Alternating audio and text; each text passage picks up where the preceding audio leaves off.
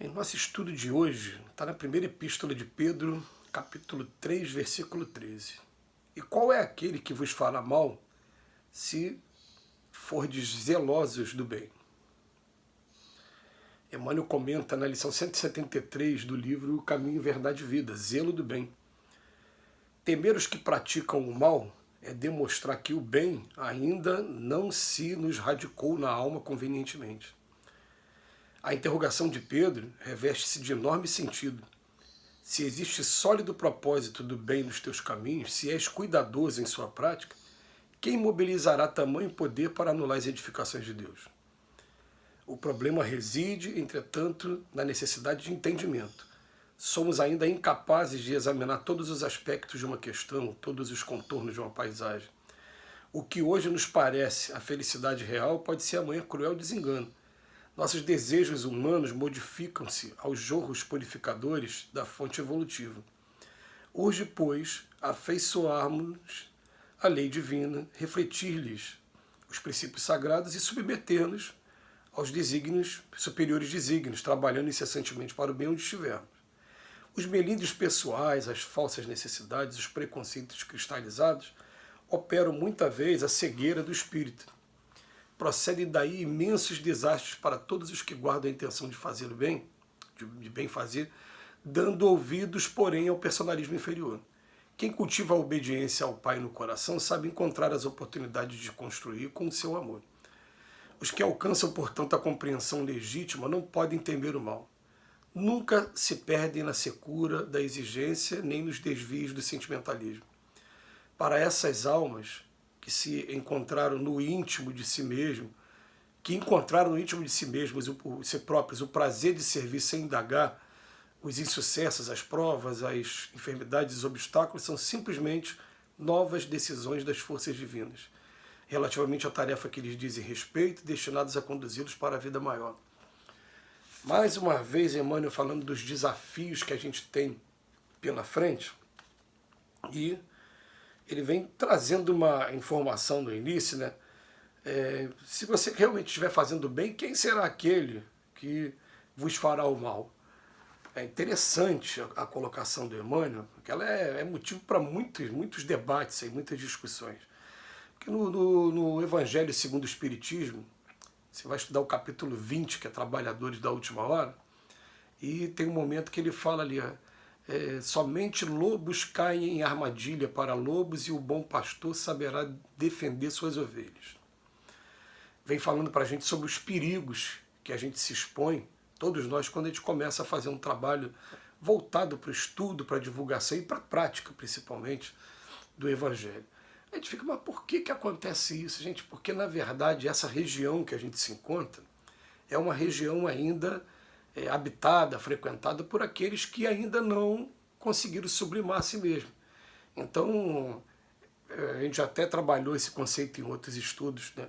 Estranha o nosso comportamento. A pessoa é vista como fanática, é vista como religioso, como qualquer coisa, porque a maioria não está preocupado com esses valores. A maioria está preocupada em trabalhar, em ganhar dinheiro, em curtir os prazeres da vida, em crescer, se multiplicar, envelhecer. É isso que as pessoas querem fazer da vida, né? Não estão preocupadas com esses valores do espírito.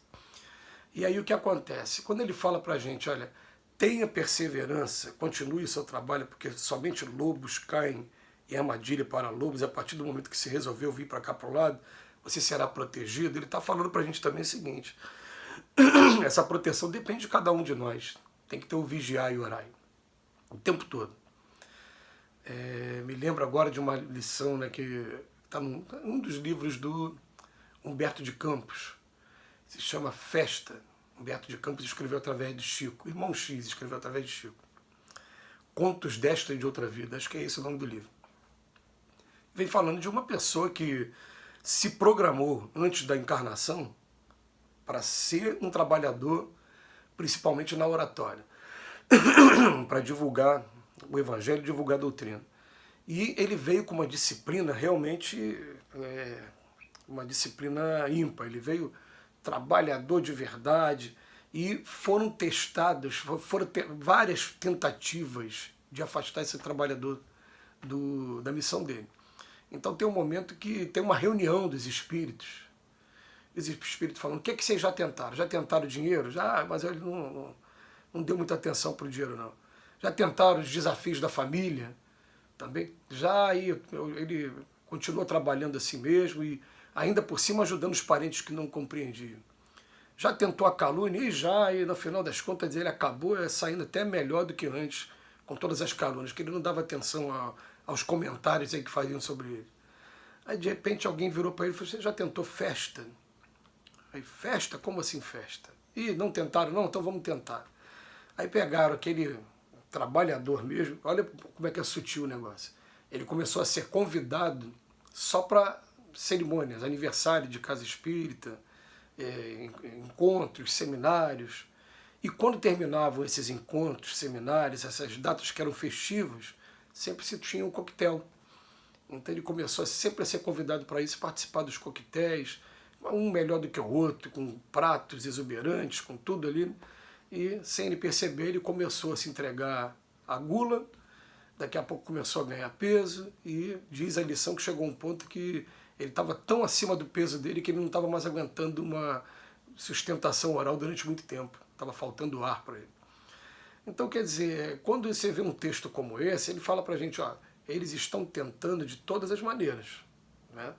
E a gente tem que tomar cuidado porque vai ser ali no nosso ponto fraco, no calcanhar de Aquiles, que a gente vão tentar afastar a gente da missão.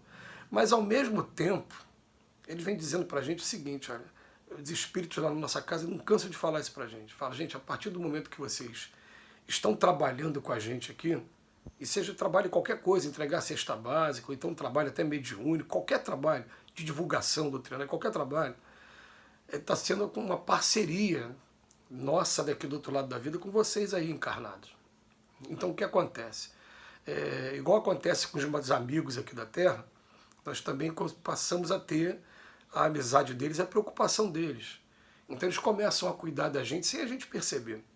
E eu já tive momentos de chegar na hora de um atendimento fraterno, numa conversa, e os espíritos falaram assim, olha, lá na sua casa, quando você estava passando por essa e essa situação, éramos nós que estávamos lá te ajudando. E me emocionou, né, quando falou isso. Primeiro por saber uma coisa que eu não tinha contado para ninguém, né, que estava acontecendo comigo realmente, e dizia, ó, éramos nós que estávamos lá do teu lado, procurando te sustentar e não deixar você cair. Então ele vem falar para a gente, olha, a gente começou a praticar o bem, começou a entrar nesse caminho, falou, qual é aquele que vai fazer mal a gente se for zeloso do bem? O que ele está querendo dizer é o seguinte, se a gente realmente se compenetrar do trabalho que a gente está fazendo, se a gente não deixar com que esses nossos... o que a gente ainda não conseguiu conquistar ainda, os nossos vícios, a gente não deixar isso atrapalhar a gente, esse é o grande desafio.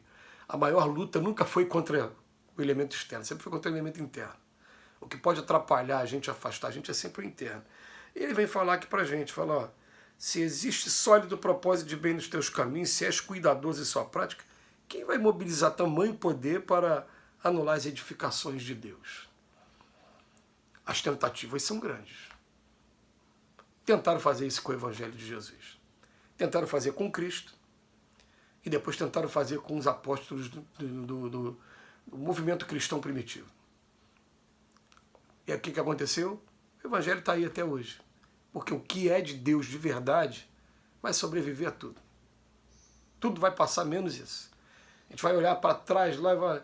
os 10 mandamentos, lá naquela época de Moisés, era o que existia de mais puro para a época. Sobreviveu esse tempo todo. Segundo os historiadores, mais de 6.000 anos. 10 mandamentos simples. Deus é um só, ter respeito ao nome de Deus e dedicar um momento a Deus. Era o sábado, hoje é qualquer momento. Dia, noite, faz oração toda hora. 7 com relação ao próximo. Não matar, não roubar e não desejar o bem do outro. Não cometer adultério e não desejar o companheiro do outro. Não falar mentira, que é o falso testemunho. Honrar pai e mãe. Esses mandamentos são para sempre. Nada vai derrubar. Né? É isso que ele está querendo dizer para a gente. A gente precisa se cuidar sim. Vigilância e oração. Mas a obra de Deus vai ser feita. Que Jesus nos abençoe hoje e sempre.